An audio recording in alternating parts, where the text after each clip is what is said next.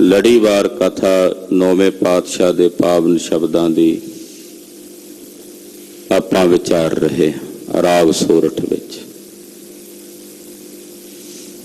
633 ਅੰਗ ਤੇ ਮਹਾਰਾਜ ਜੀ ਦੇ ਪਾਵਨ ਸ਼ਬਦ ਜੋ ਆਪਾਂ ਅੱਜ ਵਿਚਾਰਨੇ ਹਨ। ਜੀਵਨ ਮੁਕਤ ਅਵਸਥਾ ਕੀ ਹੈ, ਉਹਦਾ ਵਰਣਨ ਸਤਿਗੁਰੂ ਜੀ ਕਰਨ ਲੱਗੇ ਨੇ ਨੌਵੇਂ ਪਾਤਸ਼ਾਹ। ਮੁਕਤੀ ਔਰ ਮੁਕਤੀ ਦੇ ਸਵਰੂਪਾਂ ਬਾਰੇ ਬਹੁਤ ਕੁਝ ਕਿਹਾ ਗਿਆ। स्वरूप मुक्ति है, समीप मुक्ति है, सलोक मुक्ति है, सजुज मुक्ति है, कैवल मुक्ति है, मरण तो बाद भी मुक्ति कही गई है, एक मुक्ति उदों भी कही गई है। पर मेरे पातशाह जीवन मुक्त अवस्था बारे दसते हैं कि जिउंदियां जी मुक्त हो जाण दी अवस्था, जां इस तरह कह लीए जगत गुरु श्री गुरु तेग बहादुर साहिब अपनी अवस्था दस रहे ने कि वो जिस अवस्था में रहिंदे ने नौवें पातशाह, वो अपने शब्द द्वारा बयान कर रहे हैं। इस तरह कह सकते हैं ये शब्द सतगुरां दा अपना आपा है, जो आनंद जो जीवन मुक्त अवस्था में मेरे साहब आप विचरदे ने, ओदा बयान मेरे गुरुदेव ने अपने मुखों कीता। सरवण करिए, हाजरी लवाइए, आखिए जी सतनाम श्री वाहेगुरु साहिब जी। सोरठ महला नौवा, जो नर दुख में दुख नहीं मानै। सतगुरु राग सोरठ विच बचन उचारदे हन। जीवन मुक्त अवस्था की एक ये निशानी है कि जेड़ा नर दुख नू दुख करके नहीं मनदा।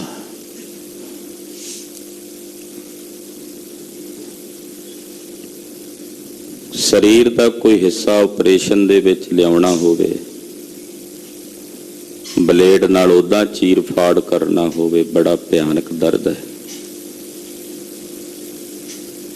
ਉਹਦੇ ਤੇ ਕਿਸੇ ਤਰੀਕੇ ਨਾਲ ਡਾਕਟਰ ਲੋਕ ਉਸ ਹਿੱਸੇ ਨੂੰ ਸੁੰਨ ਕਰ ਦਿੰਦੇ ਆ, ਚੀਰ ਫਾੜ ਹੋ ਰਿਹਾ ਹੁੰਦਾ ਹੈ, ਪਰ ਇਹਨੂੰ ਉਹਦਾ ਦਰਦ ਨਹੀਂ ਹੁੰਦਾ। ਫਿਰ ਕਿਰਿਆ ਸਾਡੀਆਂ ਅੱਖਾਂ ਦੇ ਸਾਹਮਣੇ ਹੁੰਦੀ ਹੈ। संसार दे दुख उदों तक दुख दिंदे ने जदों तक आत्म स्वरूप विच ना टिके हुई है। जिहड़े आत्म स्वरूप दे विच जा टिकदे ने, उन्हां लई संसार दे जितने दुख ने फिर उन्हां दुखां नूं दुख करके नहीं मनदे, उन्हां दी सुरत उत्थे है ही नहीं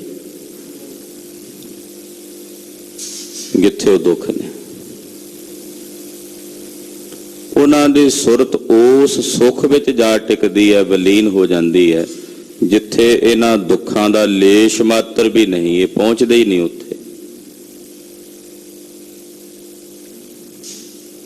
नहीं तां कंडा चुभ जे शरीर ते भयानक पीड़ा उठदी। इत्थे 90 साल दे नेड़े उम्र है भाई मनी सिंह दी, निका निका टोटा टोटा करके कट्टिया जा रहा है। ये साडा इतिहास है। उत्थे वो है ही नहीं सी सुरत, जिथे वो कटिया जा रहा सी। सुरत तां सुखमणी साहब दी पावन बाणी दे उस आनंद विच जा टिकी सी, जिथे जाके कह रहे सन मन साचा मुख साचा सोए, अवर ना पेखै एकस बिन कोए। इहो जी खेड़ विच जा टिके सी। उत्थे जाके दुख दुख नहीं लगता, उरे जिउंदियां जी हो सकता।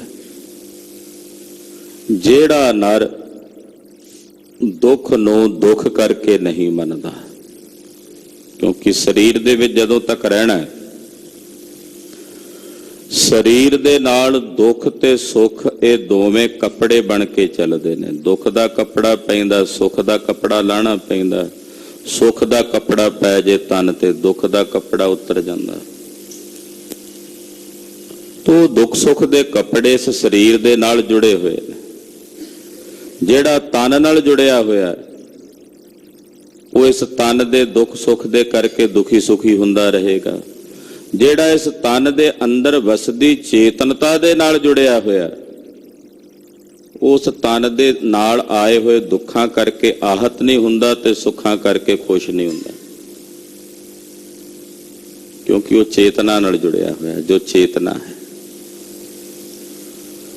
ਜਿਹੜਾ ਨਰ ਦੁੱਖ ਨੂੰ ਦੁੱਖ ਨਹੀਂ ਮੰਨਦਾ, ਜਗਤ ਗੁਰੂ ਸ੍ਰੀ ਗੁਰੂ ਤੇਗ ਬਹਾਦਰ ਸਾਹਿਬ 9ਵੇਂ ਪਾਤਸ਼ਾਹ ਨੇ ਆਪ ਹੰਡਾਇਆ ਹੈ ਇਹ ਭਾਵ। ਦਿੱਲੀ ਦੇ ਚਾਂਦਨੀ ਚੌਂਕ ਦੇ ਵਿੱਚ ਨੇ, ਕਈ ਦਿਨ ਪਹਿਲਾਂ ਕੈਦਖਾਨੇ ਵਿੱਚ ਨੇ, ਪਿੰਜਰੇ ਵਿੱਚ ਨੇ, ਭੁੱਖਿਆਂ ਰੱਖਿਆ ਗਿਆ, ਭੋਜਨ ਨਹੀਂ ਦਿੱਤਾ ਗਿਆ। ਅੱਖਾਂ ਦੇ ਸਾਹਮਣੇ ਮਹਾਰਾਜ ਜੀ ਦੇ ਮਹਾਨ ਪਿਆਰੇ 3 ਸਿੱਖ ਸ਼ਹੀਦ ਕਰ ਦਿੱਤੇ ਗਏ ਨੇ। ਆਪਣਾ ਸੀਸ ਮਹਾਰਾਜ 9ਵੇਂ ਪਾਤਸ਼ਾਹ ਜੀ ਦਾ ਧੜ ਤੋਂ ਜੁਦਾ ਕਰ ਦਿੱਤਾ ਗਿਆ। ਦੁੱਖ ਨੂੰ ਦੁੱਖ ਕਰਕੇ ਨਹੀਂ ਮੰਨਿਆ। ਪੂਰੇ ਬਚਨ ਮਹਾਰਾਜ ਗੁਰੂ ਕਲਗੀਧਰ ਨੇ ਵੀ ਹੰਡਾਏ ਆਪਣੇ ਸਰੀਰ ਤੇ। 2 ਬੱਚੇ ਅੱਖਾਂ ਦੇ ਸਾਹਮਣੇ ਸ਼ਹੀਦ ਹੁੰਦੇ। 9 ਸਾਲ ਦੀ ਉਮਰ 'ਚ ਆਪਣੇ ਪਿਤਾ ਦਾ ਸੀਸ ਏਦਾਂ ਹੱਥ ਦੇ ਵਿੱਚ ਲੈ ਕੇ ਵੇਖਦੇ ਆ।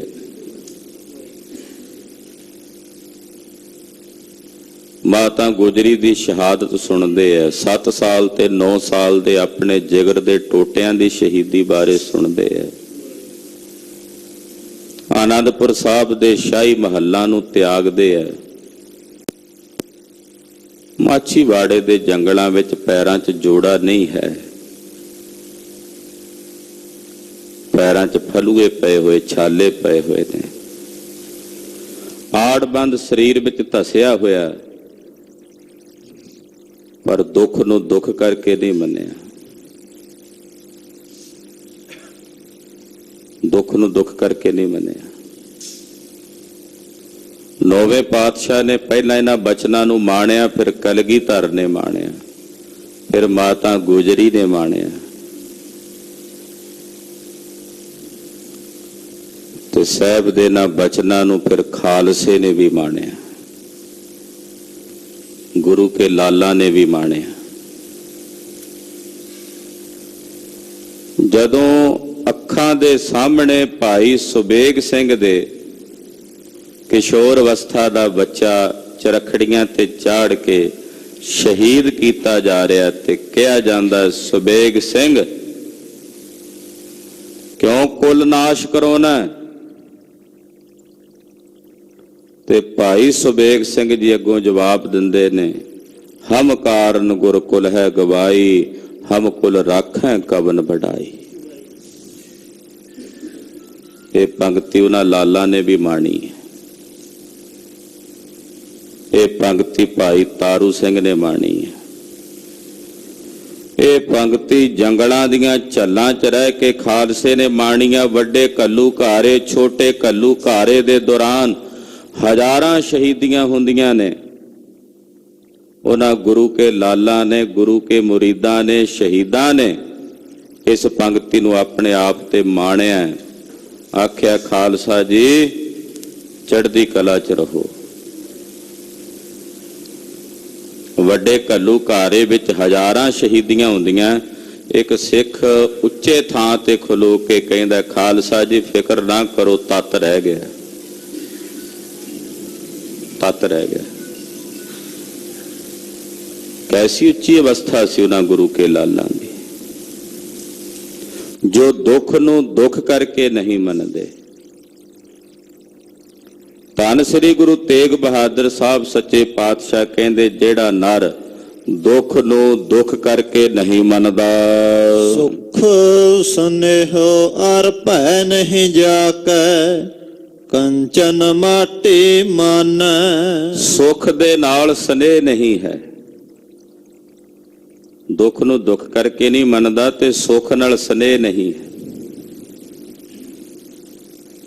ਸੁੱਖ ਨਾਲ ਪ੍ਰੀਤ ਨਹੀਂ ਹੈ। ਜੇ ਸੁੱਖ ਨਾਲ ਸਨੇਹ ਹੁੰਦਾ ਤੇ ਆਨੰਦ ਨਾਲ ਬੈਠੇ ਸੀ ਆਨੰਦਪੁਰ ਸਾਹਿਬ। ਵੇਖਿਆ ਕਿ ਬ੍ਰਾਹਮਣਾਂ ਦੇ ਤਿਲਕ ਮਿਟਾਏ ਜਾ ਰਹੇ ਨੇ, ਜੰਜੂ ਤੋੜੇ ਜਾ ਰਹੇ ਨੇ, ਤਾਂ ਆਪ ਸ਼ਹੀਦੀ ਦੇਣ ਵਾਸਤੇ ਚੱਲ ਪੈਂਦੇ। ਸੁੱਖ ਨਾਲ ਸਨੇਹ ਨਹੀਂ।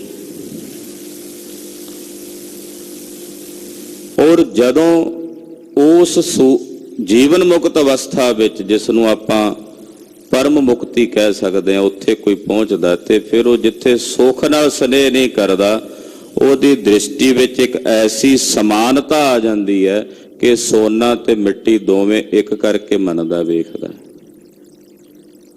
ਮਸਕੀਨ ਜੀ ਮਹਾਰਾਸ਼ਟਰ ਦੇ ਇੱਕ ਸੰਤ ਤੁੱਕਾ ਰਾਮ ਜੀ ਦਾ ਜ਼ਿਕਰ ਕਰਿਆ ਕਰਦੇ ਹਨ। ਉਹ ਕਹਿੰਦੇ ਕਿ ਸੰਤ ਤੁੱਕਾ ਰਾਮ ਜੀ ਹੋਏ ਇਸ ਮਹਾਰਾਸ਼ਟਰ ਦੇ ਇਲਾਕੇ 'ਚ, ਚੰਗੇ ਮਹਾਤਮਾ ਸਨ, ਟੁਰੇ ਜਾ ਰਹੇ ਨੇ, ਉਹਨਾਂ ਦੀ ਘਰਵਾਲੀ ਨਾਲ ਸੀ। ਕਿਸੇ ਨੇ ਰਾਂਕਾ ਬਾਂਕਾ ਕਰਕੇ ਵੀ ਨਾਮ ਲਿਖਿਆ ਤੇ ਇੱਕ ਕੋਈ ਸੋਨੇ ਦਾ ਹਾਰ ਡਿੱਗਾ ਪਿਆ ਸੀ ਸੜਕ ਦੇ ਉੱਤੇ, ਕੱਚਾ ਥਾਂ ਸੀ। ਸੋਚਿਆ ਪਿੱਛੇ ਘਰਵਾਲੀ ਆਉਂਦੀ ਹੈ, ਕਿਤੇ ਉਹਦਾ ਮਨ ਡੋਲ ਨਾ ਜਾਏ ਵੇਖ ਕੇ, ਤੇ ਉਹਦੇ ਤੇ ਮਿੱਟੀ ਪਾ ਕੇ ਉਹਨੂੰ ਦੱਬਣ ਲੱਗ ਪਏ। ਪਿੱਛੇ ਇੰਨੇ ਨੂੰ ਘਰਵਾਲੀ ਪਹੁੰਚ ਗਈ, ਕਹਿਣ ਲੱਗੀ, ਪਤੀ ਦੇਵ, ਮਿੱਟੀ ਤੇ ਮਿੱਟੀ ਦਾ ਕੀ ਪਾਉਣਾ ਹੋਇਆ।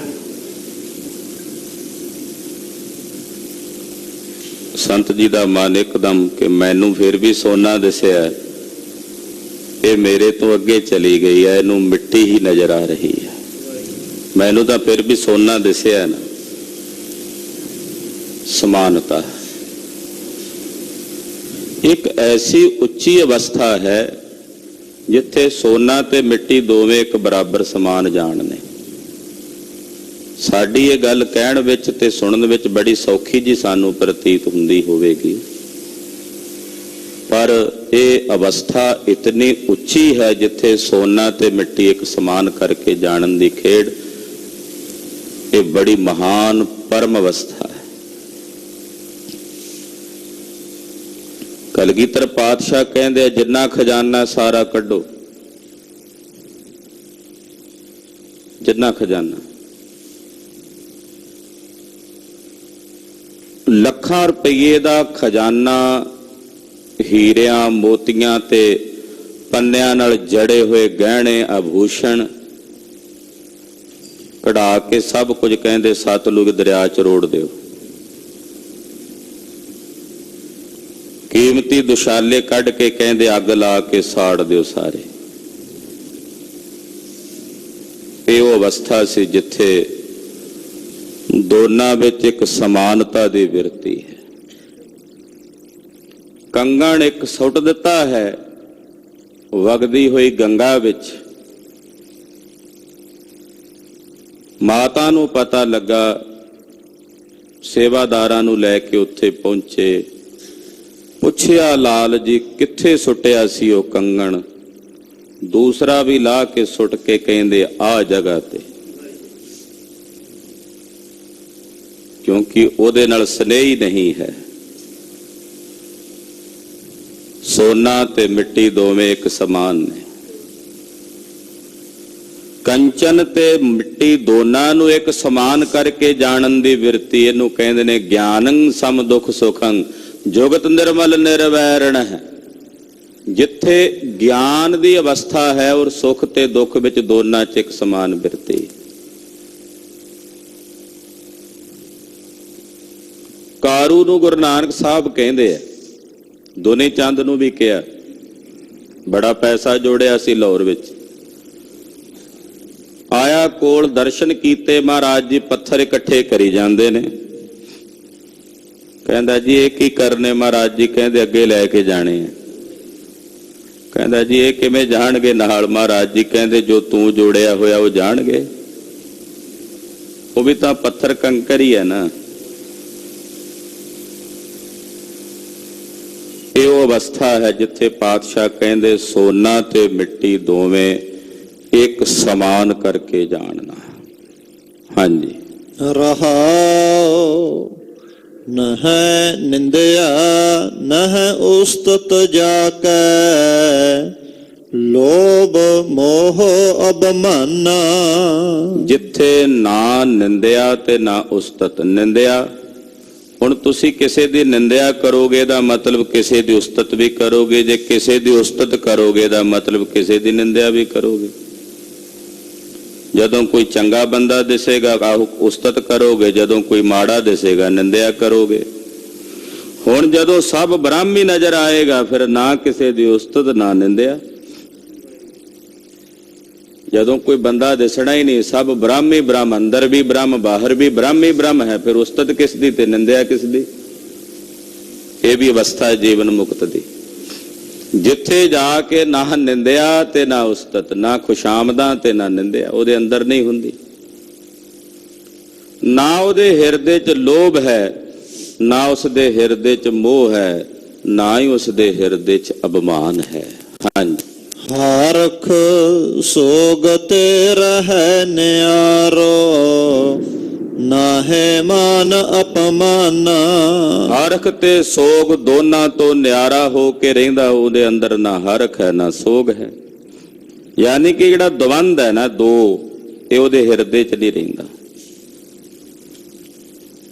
ਹਰਖ ਤੇ ਸੋਗ ਤੋਂ ਰਹਿਤ ਹੁੰਦਾ। ਨਾਹੇ ਮਾਨ ਅਪਮਾਨਾ, ਨਾ ਉਹਨੂੰ ਮਾਣ ਦੇ ਵਿੱਚ ਖੁਸ਼ੀ ਹੁੰਦੀ, ਨਾ ਅਪਮਾਨ ਵਿੱਚ ਦੁੱਖ ਹੁੰਦਾ। ਮਾਣ ਅਪਮਾਨ ਤੋਂ ਵੀ ਰਹਿਤ ਹੋ ਜਾਂਦਾ। ਕੋਈ ਮਾਣ 'ਚ ਦੋ ਸ਼ਬਦ ਕਹਿ ਜਾਏ ਤਾਂ ਉਹਨੂੰ ਧੰਨਵਾਦ ਨਹੀਂ ਕਰਦਾ, ਅਪਮਾਨ 'ਚ ਕੋਈ ਦੋ ਸ਼ਬਦ ਕਹਿ ਜਾਏ ਤਾਂ ਉਸਦੇ ਗਲ ਨਹੀਂ ਪੈਂਦਾ। ਮਾਣ ਅਪਮਾਨ ਦੋਨਾਂ ਵਿੱਚ ਇੱਕ ਸਮਾਨ ਬਿਰਤੀ। ਹਰਖ ਤੇ ਸੋਗ ਦੋਨਾਂ ਤੋਂ ਨਿਆਰਾ ਹੋ ਕੇ ਰਹਿੰਦਾ। ਮਾਣ ਤੇ ਅਪਮਾਨ ਦੋਨਾਂ ਦੇ ਵਿੱਚ ਇੱਕ ਸਮਾਨ ਬਿਰਤੀ ਰੱਖਦਾ ਹੈ। ਆਸਾ ਮਨਸਾ ਸਗਲ ਤਿਆਗੈ, ਜਗ ਤੇ ਰਹਿ ਨਿਰਾਸਾ। ਆਸਾ ਔਰ ਮਨਸਾ ਦੀ ਸਾਰੀ ਬਿਰਤੀ ਨੂੰ ਆਪਣੇ ਹਿਰਦੇ ਚੋਂ ਤਿਆਗ ਕੇ ਉਹ ਜਗਤ ਵਿੱਚ ਉਪਰਾਮ ਹੋ ਕੇ ਰਹਿੰਦਾ। ਨਿਰਾਸਾ, ਉਪਰਾਮਤਾ ਸਹਿਤ ਰਹਿੰਦਾ। ਉਹਦੇ ਹਿਰਦੇ ਵਿੱਚ ਕਿਸੇ ਵਸਤੂ ਦੀ ਪਕੜ ਨਹੀਂ ਹੁੰਦੀ। ਕਾਮ ਕ੍ਰੋਧ ਜਹ ਪਰਸੈ ਨਾਹਨ, ਤੇਹ ਘਟ ਬ੍ਰਹਮ ਨਿਵਾਸਾ। ਇਹ ਨੌਵੇਂ ਪਾਤਸ਼ਾਹ ਦੀ ਆਪਣੀ ਅਵਸਥਾ ਹੈ। ਮੈਂ ਜਿਵੇਂ ਪਹਿਲਾਂ ਬੇਨਤੀ ਕੀਤੀ, ਜੋ ਇਹ ਸ਼ਬਦ ਮਹਾਰਾਜ ਜੀ ਉਚਾਰ ਰਹੇ ਨੇ, ਖੁਦ ਗੁਰਦੇਵ ਦੀ ਅਵਸਥਾ ਹੈ। ਉਹਨਾਂ ਦੇ ਹਿਰਦੇ 'ਚ ਕਾਮ ਦਾ ਸਪਰਸ਼ ਨਹੀਂ ਹੁੰਦਾ। ਧੰਨ ਮਾਤਾ ਗੁਜਰੀ ਜੀ 26 ਸਾਲ 9 ਮਹੀਨੇ 13 ਦਿਨ ਦਰਵਾਜ਼ੇ ਤੇ ਬੈਠੇ ਰਹੇ ਨੇ ਬਾਬਾ ਬਕਾਲਾ ਸਾਹਿਬ ਦੀ ਧਰਤੀ ਤੇ। ਸ਼ਾਦੀ ਮਹਾਰਾਜ ਜੀ ਦੀ ਤਕਰੀਬਨ 11-12 ਸਾਲ ਦੀ ਉਮਰ ਵਿੱਚ ਹੋ ਗਈ ਹੈ, ਔਰ ਘਰ ਦੇ ਵਿੱਚ ਸੰਤਾਨ ਤਕਰੀਬਨ 45-46 ਸਾਲ ਦੀ ਉਮਰ ਦੇ ਵਿੱਚ ਹੋ ਰਹੀ ਹੈ। ਤਾਂ ਇਹ ਸੰਕੇਤ ਹੈ ਕਿ ਕਾਮ ਕ੍ਰੋਧ ਆਦਿਕ ਵਿਕਾਰ ਮੇਰੇ ਸਾਹਿਬ ਦੇ ਹਿਰਦੇ ਨੂੰ ਸਪਰਸ਼ ਵੀ ਨਹੀਂ ਕਰਦੇ। ਤੇ ਜੇ ਧੀਰਮਲ ਗੋਲੀਆਂ ਚਲਾਉਂਦਾ ਤੇ ਕ੍ਰੋਧ ਨਹੀਂ ਕਰਦੇ, ਸਗੋਂ ਕਹਿੰਦੇ ਭਲੇ ਧੀਰਮਲ ਭਲੇ, ਭਲੇ ਧੀਰਮਲ ਭਲੇ ਜੀ। ਧੀਰਮਲ ਜੀ ਤੁਹਾਡਾ ਭਲਾ ਹੋਵੇ। ਕਾਮ ਤੇ ਕ੍ਰੋਧ ਜਿਨ੍ਹਾਂ ਦੇ ਹਿਰਦੇ ਨੂੰ ਪਰਸਦਾ ਵੀ ਨਹੀਂ, ਛੂੰਹਦਾ ਵੀ ਨਹੀਂ, ਤੇ ਫਿਰ ਜਿਸ ਦੇ ਹਿਰਦੇ ਵਿੱਚ ਬ੍ਰਹਮ ਦਾ ਨਿਵਾਸ ਹੈ, ਯਾਨੀ ਕਿ ਬ੍ਰਹਮ ਦਾ ਸਾਖਸ਼ਾਤਕਾਰ ਹੈ, ਤੇ ਇਹ ਘਟ ਬ੍ਰਹਮ ਨਿਵਾਸਾ, ਉਹਦੇ ਘਟ ਵਿੱਚ ਬ੍ਰਹਮ ਦਾ ਸਾਖਸ਼ਾਤਕਾਰ ਹੈ, ਜਿੱਥੇ ਨਾ ਕਾਮ ਹੈ, ਨਾ ਕ੍ਰੋਧ ਹੈ, ਨਾ ਲੋਭ ਹੈ, ਨਾ ਮੋਹ ਹੈ, ਨਾ ਹੰਕਾਰ ਹੈ, ਨਾ ਮਾਣ ਅਪਮਾਨ ਦੀ ਬਿਰਤੀ ਹੈ, ਨਾ ਨਿੰਦਿਆ, ਨਾ ਉਸਤਤ ਹੈ। ਜਿੱਥੇ ਇੱਕ ਸਮਾਨ ਬਿਰਤੀ ਵਿੱਚ ਉਹ ਮਹਾਪੁਰਸ਼ ਟਿਕਦੇ ਹੈ, ਉਹਨਾਂ ਦੇ ਘਟ ਵਿੱਚ ਕੇਵਲ ਇੱਕ ਬ੍ਰਹਮ ਦਾ ਹੀ ਸਾਖਸ਼ਾਤਕਾਰ ਹੈ। ਹਾਂਜੀ। ਗੋਰ ਕਿਰਪਾ ਜਿਹ ਨਰ ਕੋ ਕੀਨੇ, ਤੇਹ ਇਹ ਜੁਗਤ ਪਛਾਨੇ। ਜਿਨ੍ਹਾਂ ਤੇ ਗੁਰੂ ਸਾਹਿਬ ਨੇ ਕਿਰਪਾ ਕੀਤੀ ਹੈ,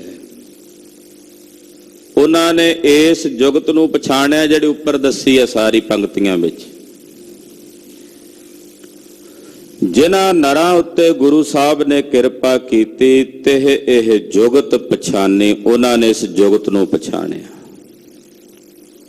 ਇਹ ਜੁਗਤ ਹੈ ਨਾ ਉੱਪਰ ਦੱਸੀ ਹੋਈ, ਇਹ ਜੀਵਨ ਮੁਕਤ ਦੀ ਜੁਗਤ ਉਹਨਾਂ ਨੇ ਪਛਾਣੀ ਹੈ, ਉਹਨਾਂ ਨੇ ਜਾਣੀ ਹੈ, ਜਿਨ੍ਹਾਂ ਤੇ ਗੁਰੂ ਦੀ ਕਿਰਪਾ ਹੋਈ ਹੈ, ਗੁਰੂ ਦਾ ਤਰਸ ਹੋਇਆ। ਹਾਂਜੀ। ਨਾਨਕ ਲੀਨ ਭਇਓ ਗੋਬਿੰਦ ਸਿਉ, ਜਿਉ ਪਾਨੀ ਸੰਗ ਪਾਨੀ। ਧੰਨ ਸ੍ਰੀ ਗੁਰੂ ਤੇਗ ਬਹਾਦਰ ਸਾਹਿਬ ਸੱਚੇ ਪਾਤਸ਼ਾਹ ਕਹਿੰਦੇ ਹੋ, ਇਸ ਤਰ੍ਹਾਂ ਲੀਨ ਹੋ ਜਾਂਦੇ ਨੇ ਉਸ ਗੋਬਿੰਦ ਨਾਲ, ਜਿਵੇਂ ਪਾਣੀ ਵਿੱਚ ਮਿਲ ਕੇ ਪਾਣੀ ਇੱਕ ਮਿਕ ਹੋ ਜਾਂਦਾ। ਭਰਿਆ ਗਲਾਸ ਪਾਣੀ ਦਾ ਲੈ ਕੇ ਸਰੋਵਰ 'ਚ ਪਾਓ, ਉਹੀ ਪਾਣੀ ਕਿਤੇ ਪਾਣੀ ਵਿੱਚੋਂ ਵੱਖਰਾ ਕਰ ਸਕਦੇ ਹਾਂ ਅਸੀਂ? ਜੋ ਪਾਇਆ ਉਲੱਦਿਆ ਹੈ। ਜਿਵੇਂ ਪਾਣੀ ਵਿੱਚ ਮਿਲ ਕੇ ਪਾਣੀ ਇੱਕ ਮਿਕ ਹੋ ਜਾਂਦਾ, ਇਸੇ ਤਰ੍ਹਾਂ ਰੱਬ ਦੇ ਪਿਆਰੇ ਜਿਨ੍ਹਾਂ ਤੇ ਗੁਰੂ ਦੀ ਕਿਰਪਾ ਹੋਈ ਹੈ, ਉਸ ਪਰਮੇਸ਼ਰ ਨਾਲ, ਗੋਬਿੰਦ ਨਾਲ ਮਿਲ ਕੇ ਗੋਬਿੰਦ ਦਾ ਹੀ ਰੂਪ ਹੋ ਗਏ ਹਨ। ਤੇ ਨਰ ਹਰ ਅੰਤਰ ਨਹੀਂ, ਹਰੀ ਵਿੱਚ ਤੇ ਉਹਨਾਂ ਜਨਾਂ ਵਿੱਚ ਕੋਈ ਫਰਕ ਨਹੀਂ, ਉਹ ਇੱਕ ਮਿਕ ਹੀ ਹੋ ਗਏ ਨੇ। ਨਾਨਕ ਲੀਨ ਭਇਓ ਗੋਬਿੰਦ ਸਿਉ, ਨਾਨਕ ਲੀਨ ਭਇਓ ਗੋਬਿੰਦ ਸਿਉ। ਨਾਨਕ ਲੀਨ ਭਇਓ ਗੋਬਿੰਦ ਸਿਉ, ਨਾਨਕ ਲੀਨ ਭਇਓ ਗੋਬਿੰਦ ਸਿਉ। ਜਿਉ ਪਾਨੀ ਸੰਗ ਪਾਨੀ, ਜਿਉ ਪਾਨੀ ਸੰਗ ਪਾਨੀ। ਜਿਉ ਪਾਨੇ ਸੰਗ ਪਾਨੇ, ਜਿਉ ਪਾਨੇ ਸੰਗ ਪਾਨੇ। ਜਿਉ ਪਾਨੀ ਸੰਗ ਪਾਨੀ, ਜਿਉ ਪਾਨੀ ਸੰਗ ਪਾਨੀ। ਜਿਉ ਪਾਨੇ ਸੰਗ ਪਾਨੇ, ਜਿਉ ਪਾਨੇ ਸੰਗ ਪਾਨੇ। ਵਾਹਿਗੁਰੂ ਪਾਰ ਬ੍ਰਹਮ ਪਰਮੇਸ਼ਵਰ ਵਿੱਚ ਮਿਲ ਕੇ ਪਰਮੇਸ਼ਰ ਦਾ ਹੀ ਰੂਪ ਹੋ ਗਏ ਉਹ ਰੱਬ ਦੇ ਪਿਆਰੇ, ਔਰ ਪਾਰ ਬ੍ਰਹਮ ਪਰਮੇਸ਼ਰ ਵਿੱਚ ਹੀ ਇੱਕ ਮਿਕ ਹੋ ਗਏ। ਜਿਵੇਂ ਪਾਣੀ ਨਾਲ ਮਿਲ ਕੇ ਪਾਣੀ ਇੱਕ ਮਿਕ ਹੋ ਜਾਂਦਾ ਹੈ। ਸੋਰਠ ਮਹੱਲਾ ਨੌਵਾਂ, ਪ੍ਰੀਤਮ ਜਾਨ ਲਿਹੋ ਮਨ ਮਾਹੀ। ਸੋਰਠ ਰਾਗ ਹੈ, ਮਹੱਲਾ ਨਾਵਾਂ। ਨੌਵੇਂ ਪਾਤਸ਼ਾਹ ਜਗਤ ਗੁਰੂ ਸ੍ਰੀ ਗੁਰੂ ਤੇਗ ਬਹਾਦਰ ਸਾਹਿਬ ਜੀ ਫਰਮਾਉਂਦੇ ਹਨ, ਏ ਪ੍ਰੀਤਮ, ਸਾਨੂੰ ਸਾਰਿਆਂ ਨੂੰ ਸੰਬੋਧਨ ਕਰਕੇ ਕਹਿੰਦੇ ਆ, ਪ੍ਰੀਤਮ, ਮੇਰੀ ਆਤਮਾ ਤੋਂ ਪਿਆਰੇ। ਪ੍ਰੀਤਮ ਕਿਹਨੂੰ ਕਹਿੰਦੇ? ਪ੍ਰਿ ਆਤਮ, ਜੋ ਆਤਮਾ ਤੋਂ ਵੀ ਵੱਧ ਪਿਆਰਾ ਹੋਵੇ। ਹੇ ਮੇਰੀ ਆਤਮਾ ਤੋਂ ਵੀ ਵੱਧ ਪਿਆਰੇ, ਮੇਰੇ ਪਿਆਰਿਓ ਗੁਰਸਿੱਖੋ ਸੁਣੋ, ਆਪਣੇ ਮਨ ਵਿੱਚ ਇਸ ਗੱਲ ਨੂੰ ਜਾਣ ਲਓ। ਜਾਣ ਲਿਓ ਮਨ ਮਾਹੀ, ਆਪਣੇ ਮਨ ਵਿੱਚ ਇਸ ਗੱਲ ਨੂੰ ਜਾਣ ਲਓ ਚੰਗੀ ਤਰ੍ਹਾਂ। ਕੀ ਜਾਣ ਲਓ ਦੱਸਦੇ ਨੇ, ਆਪਣੇ ਸੁਖ ਸਿਉ ਹੀ ਜਗ ਫਾਂਦਿਓ, ਕੋ ਕਾਹੂ ਕੋ ਨਾਹੀ। ਸਾਰਾ ਸੰਸਾਰ ਆਪਣੇ ਹੀ ਸੁੱਖਾਂ ਕਰਕੇ ਤੁਹਾਡੇ ਨਾਲ ਲੁਕਾ ਹੋਇਆ, ਜੁੜਿਆ। ਸਭ ਆਪੋ ਆਪਣੇ ਸੁੱਖਾਂ ਕਰਕੇ ਜਗਤ ਫਾਂਦਿਆ ਹੋਇਆ, ਕੋਈ ਕਿਸੇ ਦਾ ਨਹੀਂ ਹੈ। ਸਭ ਨੂੰ ਆਪਣਾ ਆਪਣਾ ਸੁੱਖ ਚਾਹੀਦਾ, ਹਰ ਇੱਕ ਨੂੰ ਇੱਕ ਦੂਜੇ ਤੋਂ ਆਪਣਾ ਸੁੱਖ। ਨਿਰਸਵਾਰਥ ਹੋ ਕੇ ਵੀ ਜੇ ਕੋਈ ਕਹੇ ਨਾ ਵੀ ਮੈਂ ਕਿਸੇ ਦੇ ਨਾਲ ਨਿਰਸਵਾਰਥ ਹੋ ਕੇ ਉਹਦਾ ਭਲਾ ਕਰ ਰਿਹਾ, ਤੇ ਬਦਲੇ 'ਚ ਉਹ ਵੀ ਦੋ ਸ਼ਬਦ ਚਾਹੁੰਦਾ ਕਿ ਮੇਰੇ ਵਾਸਤੇ ਧੰਨਵਾਦ ਕਰੇ, ਕਾਂਖਾ ਤਾਂ ਫਿਰ ਵੀ ਹੈ। ਸਭ ਆਪੋ ਆਪ, ਕਿਉਂਕਿ ਉਹ ਧੰਨਵਾਦ ਸੁਣਨਾ ਵੀ ਇਹਨੂੰ ਬੜਾ ਖੁਸ਼ੀ ਅਹਿਲਾਦ ਦਿੰਦਾ ਵੀ ਇਹਨੇ ਮੇਰੀ ਸੋਭਾ ਕੀਤੀ ਹੈ। ਆਪਣੇ ਸੁੱਖ ਕਰਕੇ ਹੀ ਸਾਰਾ ਜਗਤ ਇੱਕ ਦੂਜੇ ਨਾਲ ਫਾਂਦਿਆ ਹੋਇਆ, ਕੋਈ ਕਿਸੇ ਦਾ ਨਹੀਂ ਹੈ। ਕੋ ਕਾਹੂ ਕੋ ਨਹੀਂ, ਅਸਲੀਅਤ ਇਹ ਹੈ। ਅਗਲੀਆਂ ਪੰਕਤੀਆਂ 'ਚ ਦੱਸਦੇ ਨੇ, ਰਹਾਉ ਸੁਖ ਮੈਂ ਆਨ ਬਹੁਤ ਮਿਲ ਬੈਠਤ, रहत चहु दिस घेरै। ਸੁਖ ਦੇ ਵਿੱਚ ਆਉਂਦੇ ਨੇ, ਚਾਰੇ ਪਾਸੇ ਮਿਲ ਕੇ ਬਹਿੰਦੇ ਆ, ਚਾਰੇ ਪਾਸਿਓਂ ਘੇਰ ਕੇ ਬਹਿੰਦੇ ਆ, ਬਹੁਤ ਆਉਂਦੇ ਆ। ਜਿਨ੍ਹਾਂ ਬਾਰੇ ਨਹੀਂ ਵੀ ਜਾਣਦਾ ਉਹ ਵੀ ਆ ਕੇ ਦੱਸਦੇ ਆ, ਅਸੀਂ ਤੇਰੇ ਪਿਓ ਦੀ, ਭੂਆ ਦੀ, ਭੈਣ ਦੇ, ਅੱਗੋਂ ਉਹਦੀ ਸਹੇਲੀ ਦੇ ਲੜਕੇ ਹਾਂ। ਫਿਰ ਤਾਂ ਉੱਥੇ ਰਿਸ਼ਤੇਦਾਰੀਆਂ ਨਿਕਲਦੀਆਂ ਨੇ, ਜਾਣਾ ਪਹਿਚਾਣਾ ਨਿਕਲਦੀਆਂ ਨੇ। ਜਦੋਂ ਸੁੱਖ ਹੈ, ਸੁੱਖ ਨਹੀਂ ਹੈ, ਦੁਖੀ ਹੈ, ਤਾਂ ਫਿਰ ਤਾਂ ਸੱਕੇ ਸੰਬੰਧੀ ਵੀ ਪਿੱਠ ਫੇਰ ਜਾਂਦੇ ਆ, ਮੂੰਹ ਫੇਰ ਜਾਂਦੇ ਆ। ਪਾਤਸ਼ਾਹ ਕਹਿੰਦੇ ਸੁਖ ਮੈਂ ਆਨ ਬਹੁਤ ਮਿਲ ਬੈਠਤ। ਸੁੱਖ ਵਿੱਚ ਬੜੇ ਨੇ ਜਿਹੜੇ ਆ ਕੇ ਮਿਲ ਕੇ ਬਹਿਣਗੇ। ਰਹਿਤ ਚਹੂ ਦਿਸ, ਚਾਰੇ ਪਾਸਿਓਂ ਘੇਰ ਕੇ ਬਹਿਣਗੇ। ਹਾਂਜੀ। ਬਿਪਤ ਪਰੇ ਸਭ ਹੀ ਸੰਗ ਛਾੜਤ, ਕਉ ਨ ਆਵਤ ਨੇਰੈ। ਜਦੋਂ ਵਿਪਤਾ ਪੈਂਦੀ ਹੈ ਉਦੋਂ ਫਿਰ ਸਾਰੇ ਹੀ ਸੰਗ ਛੱਡ ਜਾਂਦੇ ਨੇ, ਕੋਈ ਨੇੜੇ ਨਹੀਂ ਆਉਂਦਾ। ਪੰਛੀ ਕਹਿੰਦਾ ਦਰਖਤ ਨੂੰ, ਮੈਂ ਤੇਰੇ ਤੇ ਪੈਦਾ ਹੋਇਆ, ਤੇਰੇ ਪੱਤੇ ਖਾਧੇ ਨੇ, ਤੇਰੇ ਫੁੱਲ ਫਲ ਖਾਧੇ ਨੇ, ਤੈਨੂੰ ਥੋੜੀ ਮੈਂ ਛੱਡ ਕੇ ਜਾਣਾ। ਅਚਾਨਕ ਉਸੇ ਦਰਖਤ ਨੂੰ ਅੱਗ ਲੱਗਦੀ ਹੈ ਤੇ ਉਹ ਪੰਛੀ ਉਡਾਰੀ ਪਹਿਲਾਂ ਉੱਥੋਂ ਹੀ ਮਾਰ। ਕਹਿੰਦਾ ਵੀ ਤੂੰ ਤਾਂ ਮੇਰੇ ਨਾਲ ਸੀ। ਕਹਿੰਦਾ ਜਦੋਂ ਤੱਕ ਸੀ ਨਾਲ ਸੀ ਨਾ, ਹੁਣ ਤੂੰ ਹੈ ਹੀ ਨਹੀਂ ਤੇ ਕੀ ਨਾਲ ਹੋਵਾਂ। ਜਦੋਂ ਵਿਪਤਾ ਪੈਂਦੀ ਹੈ, ਪਾਤਸ਼ਾਹ ਕਹਿੰਦੇ ਫਿਰ ਸਾਰੇ ਹੀ ਸੰਗ ਛੱਡ ਜਾਂਦੇ ਨੇ, ਕੋ ਨਾ ਆਵਤ ਨੇਰਾ, ਫਿਰ ਕੋਈ ਨੇੜੇ ਨਹੀਂ ਆਉਂਦਾ।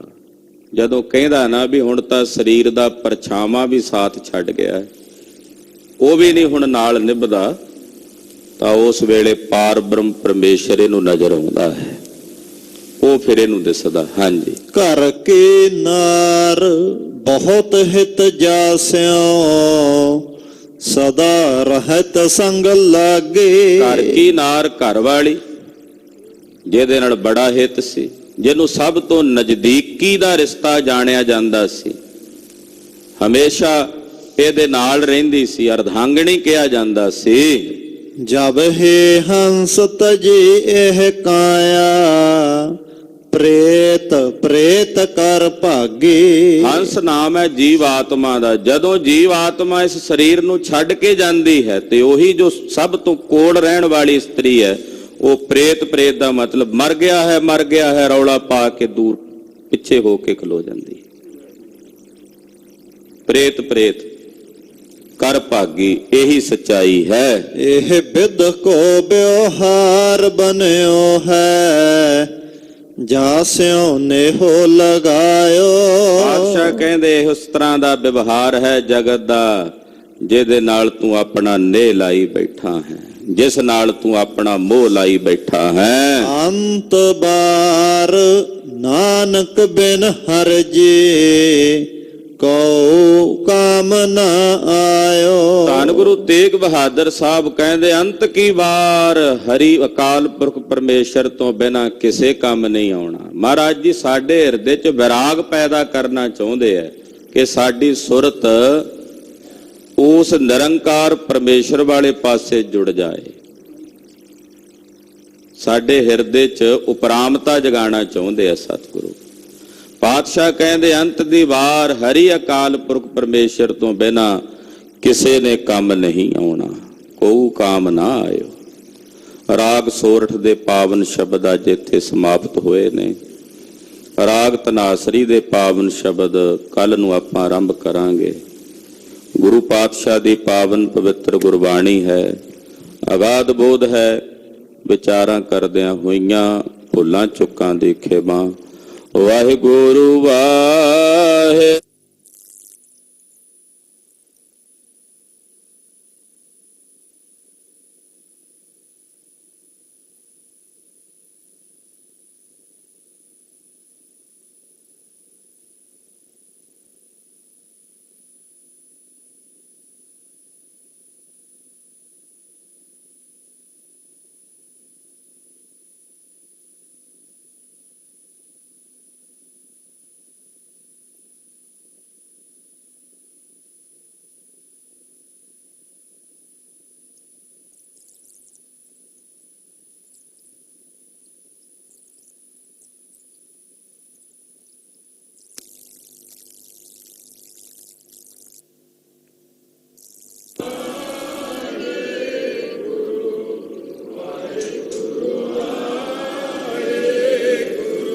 मोर बबीहे बोल दे, मोर बबीहे बोल दे।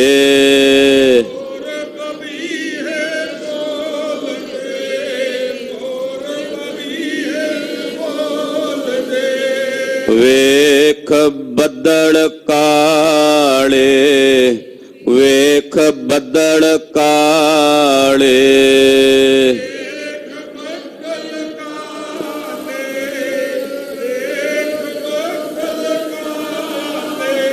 ਵਾਹਿਗੁਰੂ ਵਾਹਿਗੁਰੂ,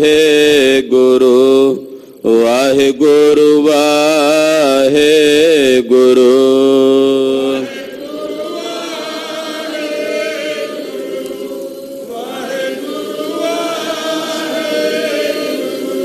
ਵਾਹਿਗੁਰੂ ਜੀ ਕਾ ਖਾਲਸਾ, ਵਾਹਿਗੁਰੂ ਜੀ ਕੀ ਫਤਿਹ।